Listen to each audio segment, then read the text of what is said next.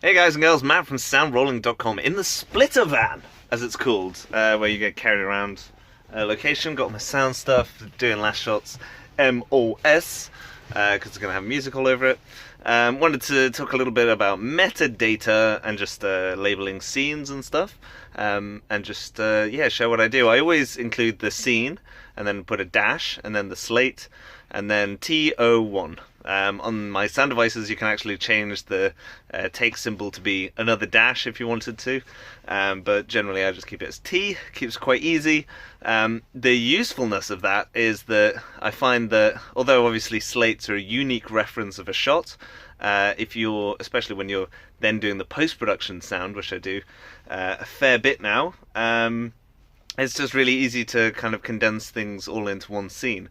The drawback is obviously if they kind of combine scenes together and then shoot individual parts of scenes. But yeah, you kind of get the general idea, the general gist. And then I basically I have a mix track, generally just a mono mix, and then I basically do boom, and usually call it whatever the mic is. If I can fit it all on, I'll do boom dash whatever. Generally either the hypercardioid or the shotgun, so either MK41 or Super CMIT, or SHMIT. And yeah, then I just name the radio mics based on the character name. Also useful to try and get those in the same order every time. So generally how I do that as well is go based on the call sheet. The call sheet will generally have your lead person at the top, and they'll be given like a number.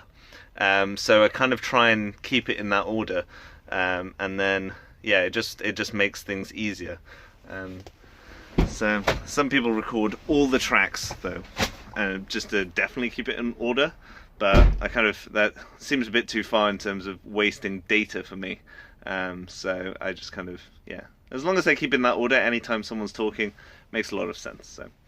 So that's my thoughts on metadata and what I generally use and do. And then file structure is generally just two. It's kind of two levels. So the project name on the SD and the CF card, and then just day. And I call it day 1, day 2, day 3.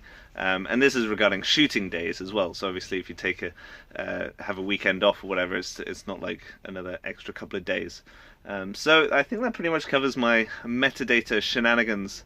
And I've of course already done videos on things like the wave agent, and more recently videos on saving that kind of metadata and how to use it in Pro Tools as well, so you can check those videos out now. Leave your comments down below, sharing more stuff, getting back in the rhythm.